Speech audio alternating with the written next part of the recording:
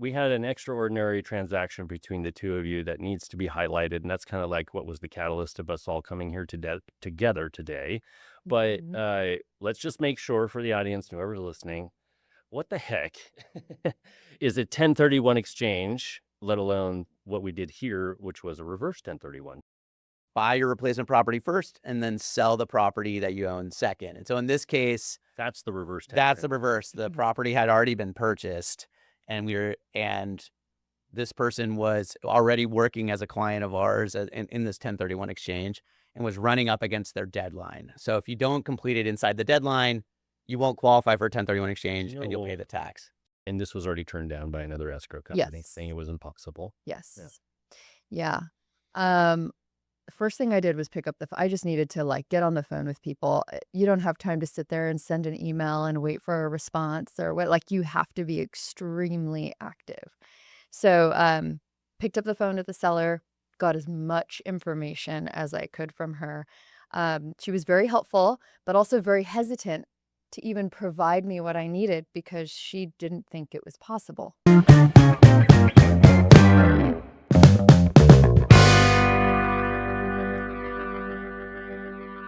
All right, everybody, we're back. I'm your host, as always, Jason Thibodeau with the Mortgage Lounge. Welcome back. And today I have with us two very special guests. One I know very, very well.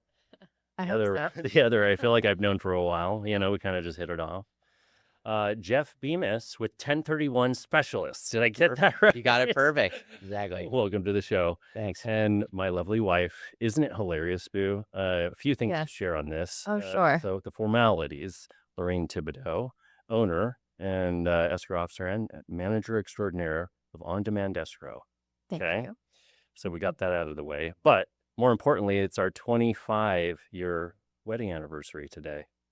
Did I say that right? Yes, you did. It Congratulations. also happens to be Juneteenth. So our We made a wedding federal anniversary is, in holiday. fact, a federal holiday now. Which is really Congratulations. cool. That's amazing. Thanks, Yeah. Jeff. And the funny part is, we actually rescheduled with you 2 or 3 times now. Yeah. Yeah. And then when I finally realized, because when we rescheduled for today, at some point it hit me that it's a federal holiday. The banks are closed. Right. Our office is closed. And it's our 25-year anniversary. Yeah. I'm like, I have We to can't reschedule this.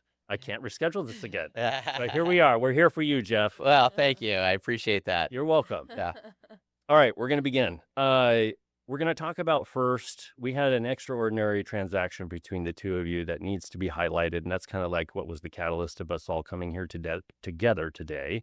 But Mhm. let's just make sure for the audience, whoever's listening, what the heck is a 1031 exchange, let alone what we did here, which was a reverse 1031. Can we talk about that first? Absolutely. We can 'Cause talk this is about what you that. do, Jeff. This is what I do, and we can talk about anything and everything around real estate as Yeah, give well. us your Yeah, background yeah, a little Sure, bit. sure. Well, my background started as a CPA, worked at Ernst and Young. Oh, really? Yeah. Oh, I didn't know that. Yeah, One of the top ones. yeah. So worked there for a number of years, and then after that, I worked in finance. A little bit of a pivot in my career. My whole family are in tax. My dad's a tax attorney, as is my brother. When were you at Ernst and Young? I have to interrupt. What's that? When were you at Ernst and Young? Were you out of Irvine I or was out of Irvine. That was in '02, and then do you know Matt Crosby? that name is super familiar. Okay. I'm dating myself. It's a long It's time okay. ago now. We're moving Yeah, on. yeah, but yeah, he's yeah. a close friend of mine. At Ernst and Okay. Young. Yeah. Well, Yeah. probably. Yeah. This is the truth. And I worked in a few different offices because for various reasons, and then worked in middle market private equity for a period of time in my career, and then worked at an investment management firm, a hedge fund, for about 15 years, Oh, doing a wow. lot of investments and very hands-on in small and middle market companies in particular. And Like mergers and acquisitions. yeah, stuff. yeah, exactly. We did a lot of financings too, so debt and equity and different things in the capital structure. I'd work with management and at certain times if there was more of a restructuring situation, be very involved. And about 6 years ago, really wanted to go back out on my own, sort of. I don't know if the family biz is sort of what I would say, but work with clients individually, build something, and that sort of prompted getting back involved in that realm of helping people with big, long experience in real estate, long experience with tax and advisory things. So then that brought me to There was a number of reasons I got reacquainted with the qualified intermediary business, which is a niche business we can talk about surrounding 1031 exchanges. But as I learned more, I realized I felt like I could be a difference maker in that space and provide a different value, very hands-on experience. Yeah. And, ultimately, so I give, I probably shouldn't even say this on this podcast, but I give people my cell phone. I sort of just have that mindset of until What's your that cell becomes, phone number? yeah, exactly.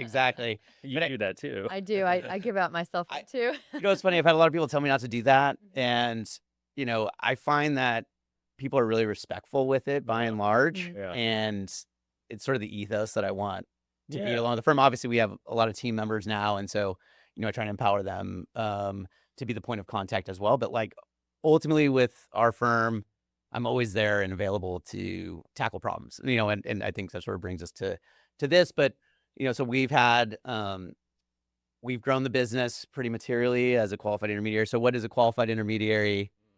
So that's probably worth mentioning. So you mentioned 1031 exchange. So real estate is a unique asset in that if you own real estate and you have lots of gains, so the price has gone up since you've owned it, in particular, you can sell that asset and buy another piece of real estate and defer all that gain, meaning you don't pay any tax at the state or federal level for any of the gains you have. But you have to follow the rules that the IRS has stipulated. What you're talking about is you're answering the question of what the heck is a 1031 exchange, right? Correct. Yes. Yes. Yes. So I'd like to make sure at a first grade level, people can understand Okay, what we're yeah. talking about. Right. Yeah.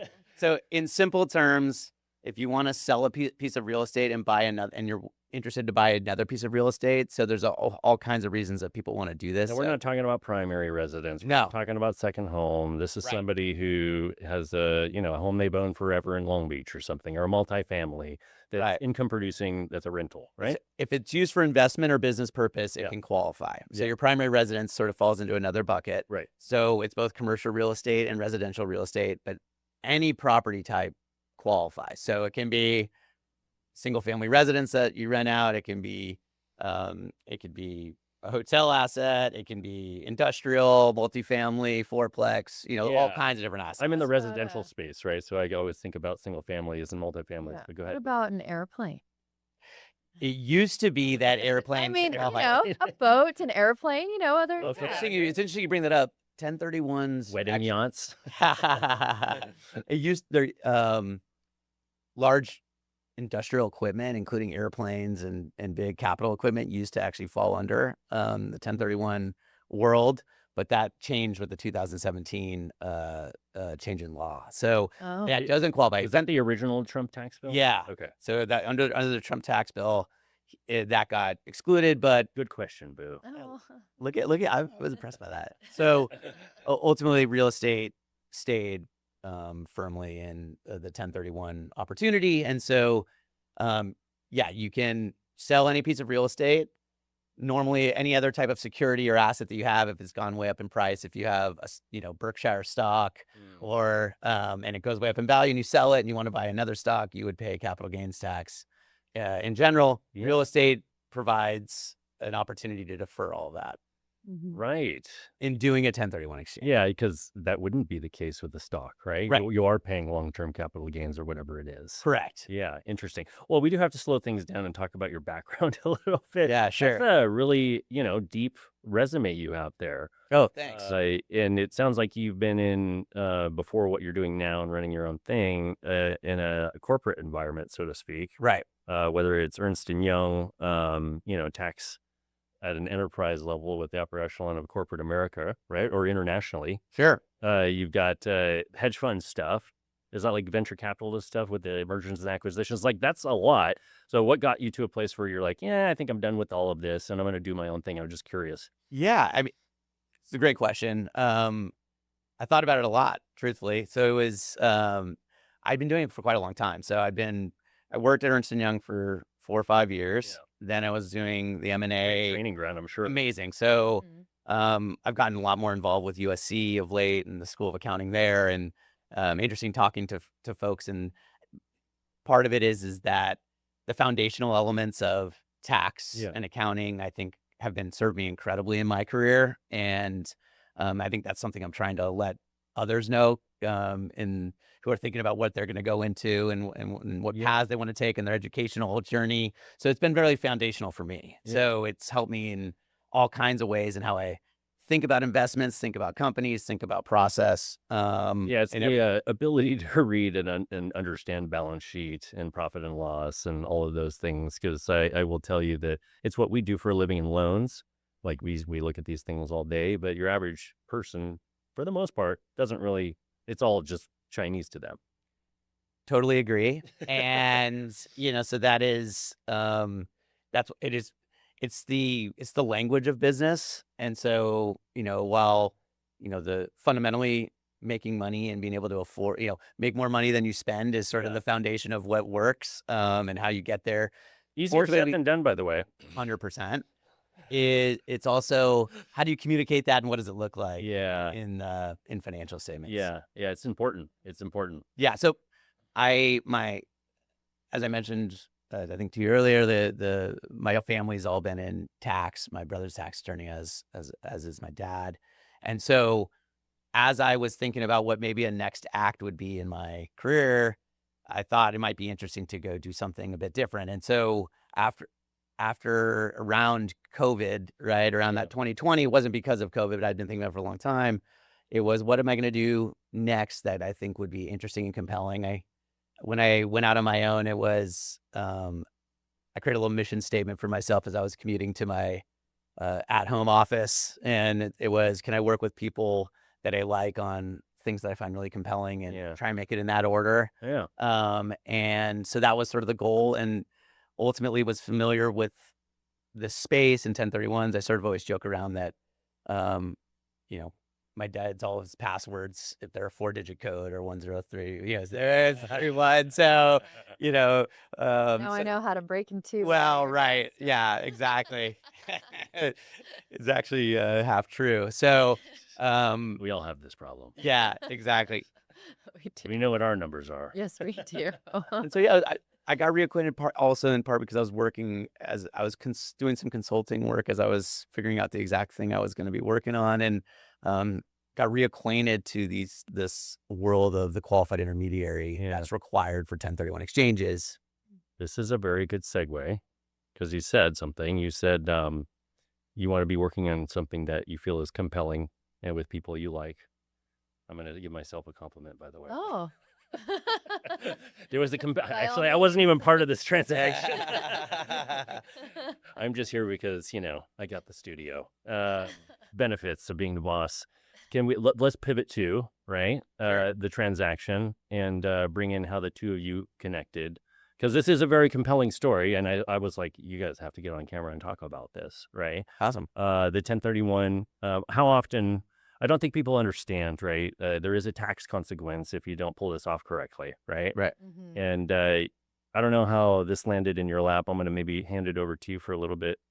I'm going to call you Boo on camera. That's okay. We're not professional here. And we're going to talk about this was a 1031 exchange, in this case, a reverse.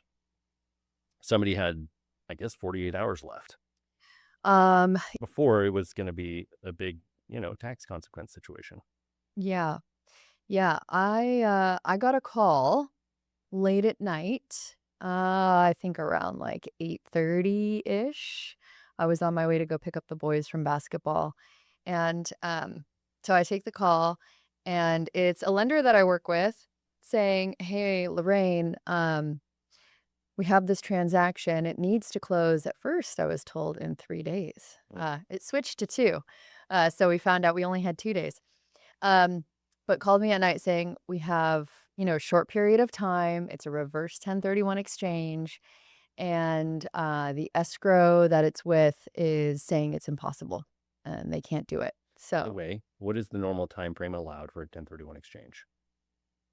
well, Well, yeah. I mean, you have Let's 180 pause days. there. Yeah. It's probably worth mentioning. So, Yeah. a normal 1031 exchange is so-called forward exchange. You sell your Is that like property. 90 days? So you'll sell your property, and then you have 180 days to complete the It transaction. is 180. Yeah. So Okay. you have 45 days for those that see that around 10 to identify the properties that you're going to purchase. So that's what's a so-called forward exchange. A reverse exchange, the IRS permits this to be done in reverse, where you This is buy you buy your your replacement property Yeah. first, Yeah. and then sell the property that you already own Well, they second. probably have this because we know that life is life, right? Yeah, Yeah, like you can't control things when you find something where you're like, oh my God, this is the property. I got to make this happen. Things don't always line up in a row, right? right, Yeah. right. And so, yeah, the IRS has accommodated that structure as under a safe harbor. So you can buy your replacement property first and then sell the property that you own second. And so in this case, That's the reverse tax. that's the reverse. The property had already been purchased, and this person was already working as a client of ours in this 1031 exchange and was running up against their deadline. So if you don't complete it inside the deadline, you won't qualify for a 1031 exchange and you'll pay the tax. Do you know why I can relate to this person? Huh. They procrastinated. Anyway, all right. Now that we established that, let's continue the story. Yeah. So we were up against the deadline. Turns out there was only 2 days left. I told the lender, yeah, well, actually, I have actually closed an escrow in 1 day. Got the contract in the morning and closed it in the afternoon. So I'm A like, little less oh, complicated than 3 a days. 1031, though, probably. 3 days. Yes. Yeah. Well, there's more on the line Right. with that. And in that situation, the 1 day close, it was all cash. Right. It was really easy. Mm. This one had a lot of moving parts, which I didn't fully understand until the next morning when I got the email with some of the details and everything sort of thrown at me. So yeah, 8 a.m. that next morning, I find out, just kidding, it's not 3 days, it's 2 days. And The this was already turned down by another escrow company, Yes. saying it was impossible. Yes. Yeah. The first thing I did was pick up I just needed to like get on the phone with people. You don't have time to sit there and send an email and wait for a response or what, like you have to be extremely active. So, picked up the phone to the seller, got as much information as I could from her. She was very helpful, but also very hesitant to even provide me what I needed because she didn't think it was possible. And so, Everyone had kind of given up on this stuff. yeah. And Yeah. so I actually didn't get all the information that I needed. They have never met my wife before. I didn't get everything I needed until maybe like closer to 5 p.m. that day. Like, and I had been asking, I was asking for your contact information. Right. I need the 1031 exchange contact. I need the Weren't purchase. you getting pushback on that? You don't need that. No, that's right. Somebody was You- saying you yes, don't need the Someone contact in information for in you. the we're not going to name names, but in the circle of everyone I know who it involved, was. you don't need to reach out to the 1031 because it's a reverse. The reverse is done. Like that's it. Like it already happened. And I'm like, no. I need the 1031 contact. Yeah. I'm Right. pretty sure they want to talk to me.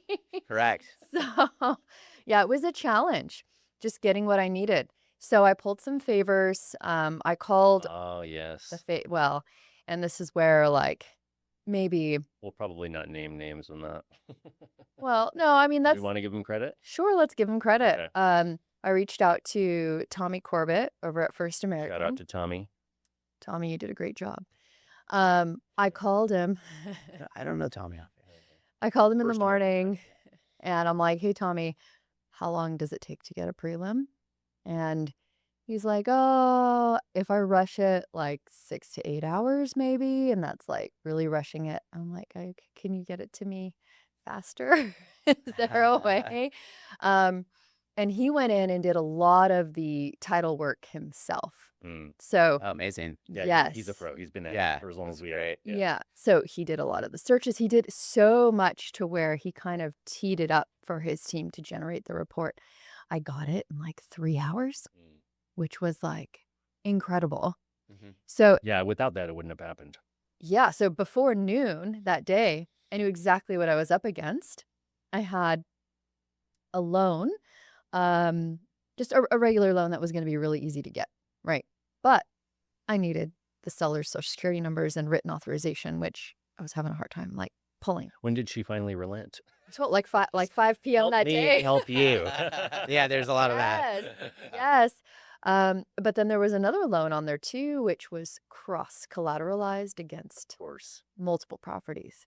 And that one was a challenge to obtain. And I didn't get what I needed until day we were supposed to close in the morning. And Oh, there was a payoff thing. yes, Yeah. and we ended up. The solar, right? Wasn't there solar? Oh yeah, there was solar too. There was Uh, solar like too. people truly understood what she had to go through to get this done and how I obnoxious forgot about the the solar. transaction was with how often do you have a cross collateralized situation in a context like It's this, let not alone trying to common, do it with a solar no. company, which solar can sabotage a 30 transaction that's days. 30 days. 30 days. Wow. Yeah. So we had to work around with the solar situation too. Um, but there was also an abatement on title as Of course well. there was. Yeah. So what was cool about having the team, so it wasn't all me. I was, of course, like the orchestrator and trying to get everyone. Right. What's an abatement?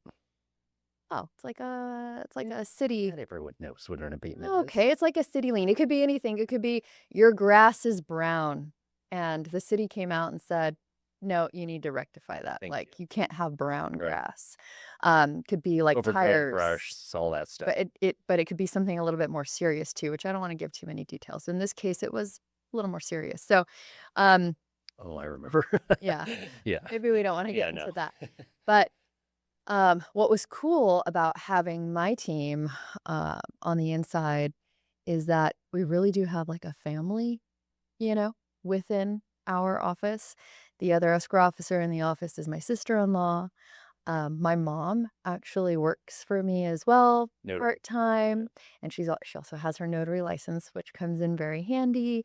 And then my team of girls, I feel like we're all family. Like we're just such a close knit. Like if I ask someone to do something, it's not like, it's like, I got this, Lorraine. What do you need? You know, so like the energy in the office is very helpful and very much team, which I needed. Yeah. One of my girls I stuck just on like the solar, and another one of my girls I stuck just on the abatement issue. I had my mom after I don't know, maybe like 3, 4 hours on the phone trying to get to the right person over at the city. Um, Found out there was one appointment open the morning we were supposed to close. The Oh, morning we wow. were supposed to record. One open time slot at 8 a.m. where we could go in and request a release for that abatement. But we needed to have the homeowner there, and they didn't want to deal with the notary. So they said, you have to bring in your own notary too. So I had my mom meet with the seller I did at not know the this city. piece. I know. I mean, Isn't it absurd? this is over the top. I gotta say, I gotta just like stop the story for Yeah. a second because from where I was sitting in this, just seeing all the things that need to get done and just truly very different Mhm. working with you, Lorraine, in this situation than so many others, Mhm. right? It was very different, right? And just the over and above for this situation, it was, to find that appointment, to get people physically there. I mean, that is really going over and above. And it was even though I didn't know that fact, Uh-huh. I could tell tonally that all was happening, right? Because I threw my 2 cents in there like, "Hey, you cannot do anything until we get what we need to get Right. done also." So I was throwing my little part in of being the challenge for you to Yes. quarterback this. And so, wow, that How is did you guys incredible. connect? Like, how did you finally get a hold of Jeff? Oh, finally. So I did get the contact information for Yeah. him. I called you, but I think it was like a few minutes before 5 p.m. or something. The Like day it was before like closing, right or no, the day before we were supposed to close. yeah, yeah. Like it was the last possible minute of office hours. And I'm like, oh, shoot. And so I left a voicemail. Like, I don't know, it's probably a desperate voicemail. Yeah.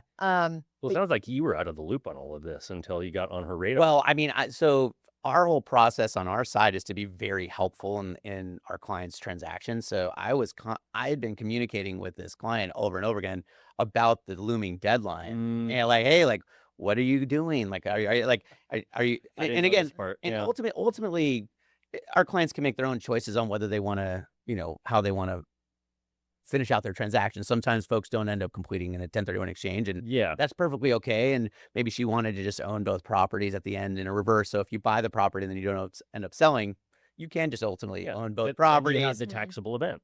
Right. Yeah, you won't. Well, there's in a reverse, you wouldn't have a taxable event necessarily, but you won't be able to sell the one that you wanted to sell and defer that I tax for a reverse. You just I now see. have two properties properties. with Yeah. that. Oh, that makes sense in a reverse. Yeah, in a reverse Got it, situation. got it. In the forward, you would. And so I've been communicating. I had before Lorraine got involved. To be fair, I was like, oh, I mean, we're just at a point. No, I'm not hearing So it looks like it's from not our happening. client. Yeah, I got yeah. it is not happening. Right, You right. know, so ultimately, maybe our client is making a different choice. You know, at moments, it felt like they were working on it, but sort of, to be fair, updating me on it, in real time is not necessarily a priority because I'm Right. just here to help them Be facilitate. But accommodating. but I'm trying to keep them on track, leading up to this. And so I was like, okay, well, I mean, we're just sort of Yeah. gonna be out of time. Yeah. Yeah. So anyways, yeah. Well, you No. needed somebody engaged in a transaction. Like, it's funny because escrow is described as the neutral third party, right? Right. And part of what makes her special is she is that from a basic human nervous system standpoint. Like, if you work with her on a transaction like that, if you put a lot of other escrow officers in that position, they're going to be adding to the stress rather than taking away, Gotcha. right? Yeah, no, it makes sense. Because they're not neutral. They add fuel to the fire of their emotional reactivity, right? Sure. That's like, she embodies what it means to be a neutral third party because she doesn't contribute in a negative space, right? But then on top of that, she's like, all right, roll up our sleeves. Let's get this shit done, right? It's like she's got this combination of two very intangible things that most people don't bring to the table. Yes, I love you, you're my wife. Oh, Happy that's anniversary, very honey. I know that's easy. I'm glad this is on film. Yes, You know, yes. and I got the 50th. I can always anniversary. point to that. See, Yeah, honey. at the 50th, we'll unbox this. Yeah. Anyways, carry on, you two. Let's complete the story. No. Oh, yeah. So you were calling me later. You said I was like, calling you late. I left you a voicemail and I'm like, okay, well, I guess we'll just maybe try again in the morning and see if we can connect then. But you called me back, which was very nice. God, I think it was like 7 p.m. or something that you called me back, which was amazing. And then I was able to get information from you. You told me, Kudos to hold Jeff. on, like I have documentation that needs to be signed. Like I need some information too. And I'm like, darn it, I knew it. yeah. So I cranked that out that night so that they would have it. Oh, Right? really? Yeah, because Right I on. didn't think we would need it. So then I'm getting that documentation together. But to Lorraine's credit, like, so many would not be. I already like Well, you know, think I was about this. talking This at is 7 7:30. p.m. Yeah, right. the night before it's supposed to close. Mhm. Two people on their cell phones, by the way. Yeah, Right, exactly. cell phones. Yeah, Yep. and Mhm. there's so many great people in and around sort of our industry who are willing to go the extra mile, but there's so many more where it sort of operates inside of Yeah. the business Mhm. hours, Yep. right? Sorry, And 5 so, p.m. Yeah. so yeah, so I was immediately I'm like, wow, like, because we hadn't really known each other before this, No. and so I'm like, wow, by the way, like, this Lorraine is amazing. You know, I don't know Lorraine, but this is incredible what she's doing I here. do want to say one thing on that. It's funny being married to her and being behind the scenes and at home. I always get to hear these stories, right? So I have this unique perspective where it's just funny because she's not like out pounding the pavement for business. It's experiential with her, where people, we were just talking about this yesterday with like a $5 million sale in Laguna Beach she just closed. Mhm. And the comments that she always gets on the other end of a transaction from folks who don't know her is like, holy, who is this lady, right? I'm not used to experiencing escrow at this level. So it's kind of cool because that's literally how she's grown the business. Why are we here today, right? Yeah. If she shit the bed, would we be here today? No. No. Right. Yeah. Yeah. To put it colorfully. That is Yeah. very Yeah. colorful. Now I have an image. Well, in the my other thing, mind. the other thing about a 1031 exchange is the deadline is the deadline. It's Yeah. not. It's sort of It's you the get IRS. you get to the 180 day, you go Oh, over. You're done. yeah. It's just done. Like Yeah. it's not like, oh hey, like you missed it by 4 hours, so it's fine. We'll give you a Yeah, pass. it doesn't. That is not how it operates. Right. And so it is a true hard deadline that way. Yeah. Yeah. Yeah. So everyone was scrambling. Yeah. I mean, the buyer was Did your obtaining. mom do the pri- signing? She did. So the buyer was obtaining private financing, Yeah. which was great because then I could get things quickly. Right. Hard money. Yeah, Mhm. private. Whatever. Let's call it But what it is. I didn't get loan documents that I needed for signature until 7 p.m. that night. Wow. Like even after you and I had spoke. Mhm. But I also needed my escrow documents signed because like nothing had been signed. So I needed the buyer to sit down and meet with our notary because there were some items that the buyer needed to sign with the notary, and then also items that the seller needed to sign with the notary. So I had my mom meet with the buyer in our office at like Wasn't it 9:30 p.m.? 8, no, it was like 8 o'clock at night with him. And then she turned around and drove to, That bled into 9, 10 no, p.m. well, but 2 Oh, I see what you're signings. saying. Yeah. She started with one at like 8, finished that one, got in the car and drove to the seller, finished that one at 10:30. So I got everything executed by 10:30 p.m. that night, thanks to my mom. And then I sent my mom to the courthouse at 8 a.m. in the morning. Thank you, Mommy. Thank you, Mom. That's amazing. Yeah. Well, She but deserves a lot of credit on this one. she does. She Yeah. was like, she was huge with Yeah. this. You should see her be a grandma. Oh, she's an amazing grandma too. Yeah. Yeah. Otherwise known as Tata. She's Arabic, so we have to say Tata. Yeah, she's Tata. I don't like getting punched in the face. Later, I mean. But yeah, I mean, even that piece. And then the following morning, so that morning when we're supposed to be, I needed my mom to return with all the executed documents. I needed her to come back from the county with the original release that we needed to record to.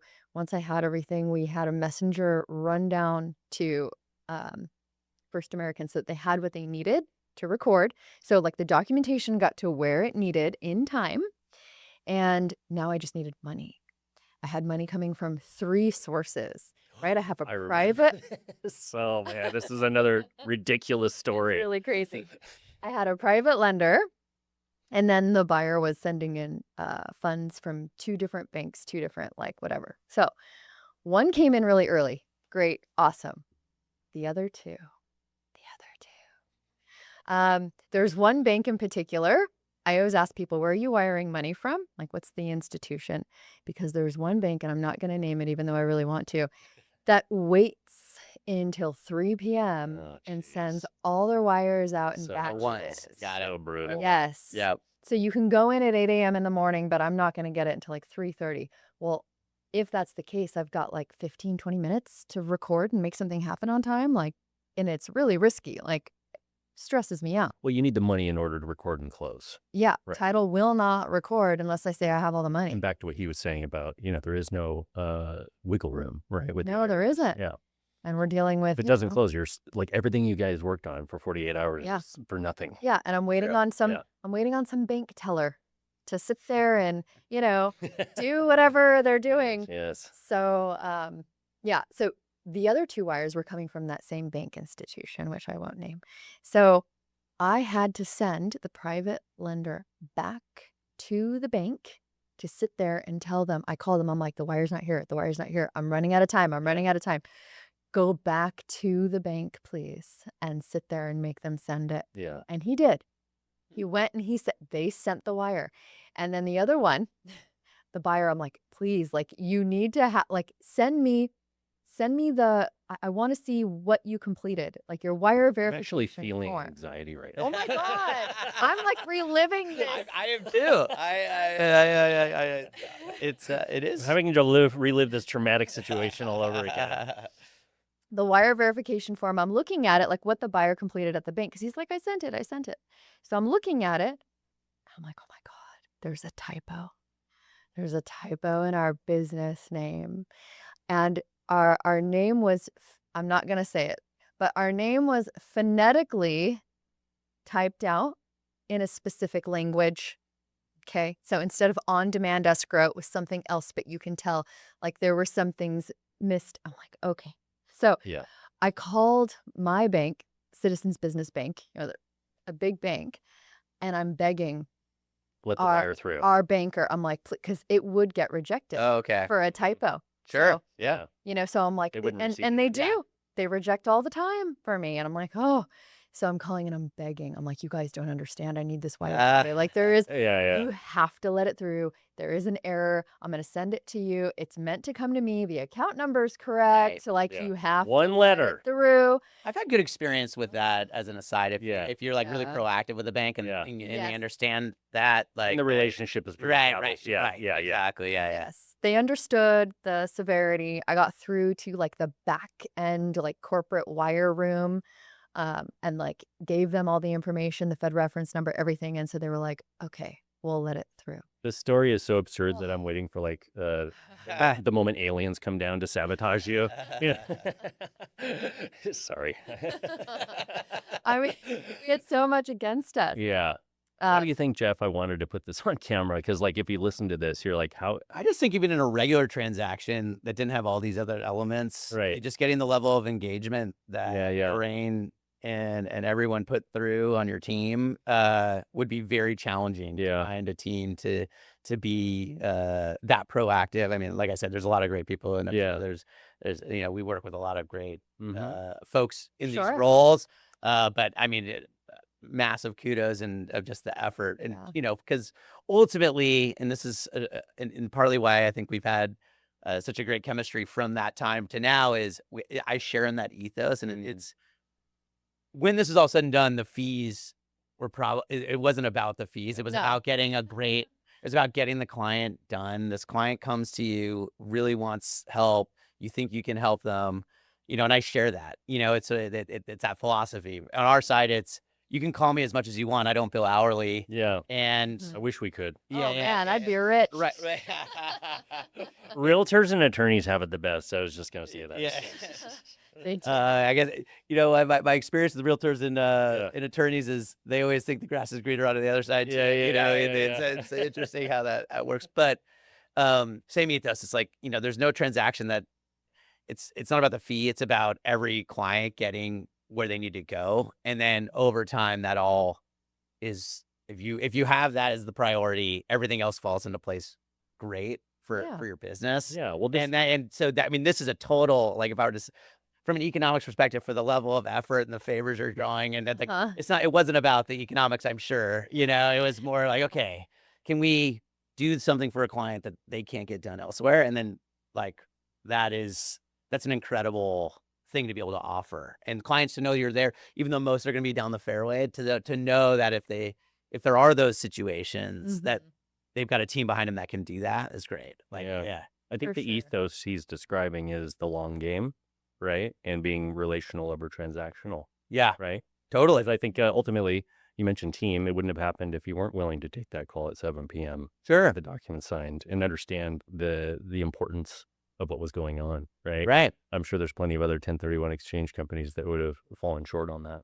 So, yeah, the Oh stars yeah. really Well, aligned for you I can guys. tell you that I've had experience with No, a lot of 1031 she's the one that speaks from exchanges. experience. Okay. Yes. And so, yeah, when I do need something or we need to get, documentation or whatever the situation is, it sometimes is difficult Yeah. to get what I need in time. So, In worrying that I might overstate again because people do get my cell phone number when they work with me is I also say, and this goes for our whole firm, it's you can call me on a Saturday. I will pick up. What's your cell phone number? It is yeah, exactly. No, but I mean, maybe we should give it out here. I don't know. because things are happening like this where like maybe Monday is a thing where someone really needs Yeah, there's you emergency yeah, situations. and there's a lot of urgency in the business just by Yeah, the nature of it, and yeah. it's a high stakes business. and the stakes are huge. Yeah, Yes, yeah. yeah. When you're dealing with a real estate transaction, be it the transaction we just talked about, any transaction where there's a contract date, contingency removal dates, moving trucks involved in a lot of circumstances, human beings moving or changing their life, whether it's in the investment space or primary residence space, I know it's not life and death and it's not heart surgery for life-saving surgery. It's not that, and I can recognize that. But this is also, for a lot of people, some of the biggest transactions of their lives. Most people, I would say. Totally. Right? Mhm. Yes. And if your name isn't Elon Musk, who apparently doesn't believe in real estate. But, but you know what I mean? The Understood. stakes are extremely high. And the barrier to entry is also pretty darn low in our industry, right? Not to pick on realtors, but if you go to one little class and to pass one little test, you are capable, apparently, of negotiating multi-million-dollar contracts, Mhm. which is a very big head scratcher for this man over here. But it is what it is. So, like, then you've got the 80-20-20 rule where you've got the true professionals here. And it's so important, I think, that we highlight it, because, like, Mhm. you guys can be really unsung heroes behind the scenes, in my opinion, right? The realtor's like, I just closed this $5 million transaction. How did you really close it, right? who actually got it done for you, and it's you guys behind the scenes that make it happen, and I think it needs to be highlighted. Yeah. Well, thank Oh, you. that's Kudos very to Yeah, the yeah. both of you. And you know what, too? I don't know what the requirements are to be an accommodator, but with your experience and background, I'm sure you're probably way more qualified than Overqualified, a yeah. lot of, you know. Yeah, so our industry has a similar dynamic. Yeah. It's there aren't barriers to entry from a regulatory perspective that are hard to overcome. Mm, So you can right. be in it and do it. It gets to, it's part of why I try and get out there and spread the message. Like, here's the questions you should be asking Yeah. your qualified intermediary. Here's, we try and share those things. Same, I'm sure, in any of this. Like, here, what are these Yeah. core questions you should be asking before you just go with anybody? But yeah, it is an issue. I mean, it's interesting too when, as I'm helping clients and they talk to me, they want to ask me about a lot of different things. And, in the Especially when school, they learn your background. exactly, exactly. Yeah. I'm very careful to stay in our lane Yeah. because, one of the things too for partners is my big thing is I'm working with experts in their field, and I try and if folks don't have somebody, bring them to people that I know can execute. Yeah. And when they ask me questions and it starts going back to the people that I go, my big thing is, and this goes for, it's an escrow question. I go, I'm happy to sort of guide you with a little bit of a, hey, here's issue spotting and things. But what I really want to do is have you bounce you back to talking with the person who's your escrow representation or your mortgage broker or your agent. Because that's the partnership we want to have. Is I'm here to serve my role as a supreme expert and do this thing perfect every time. Mhm. And while I get a lot of questions because I do have a lot of knowledge or in a broader sense around real estate, structure, all the different things that people do in these roles. Like, my main thing is like, look, we have people in this, and I also want to empower our partners that, hey, like, you should be the ones talking to them about this. This is where, and so, because I'm very blessed that people trust us, because not all the clients are people that I'm meeting direct. A lot of them are coming through someone, whether it's independent escrow, an attorney, or Mhm. mortgage broker, or an agent, that they say, hey, you should trust Jeff and 1031 specialists with this transaction as your accommodator.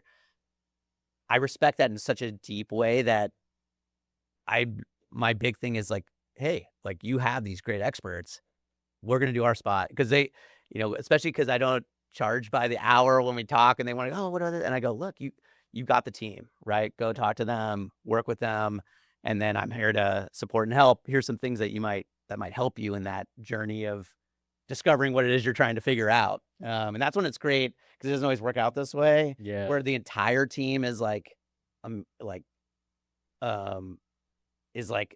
excellent. Like, you have and everybody has that, right? Just so, Sure. Mhm. the folks that brought me in are like amazing. And then maybe there's a piece of the transaction where you're like, oh, like, they're okay. But then Weak link or whatever. that's, Yeah. well, it's not so much a weak link, but it's also, that's partly why, and I think you guys, I observed it, do this in such a great way. It's like, how can my involvement elevate the entire thing so that if there are parts where I'm like, okay, like, this or that, like, I can be somebody who helps our client, not by providing direct advice that would be in conflict and not bouncing back, but just, hey, here's the things that you should be thinking about and ask about, and then go talk. You have a broad team here to do that. So, um, yeah.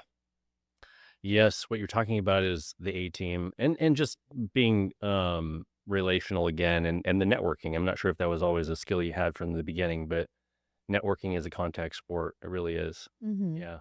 Hey, have you thought about starting a podcast?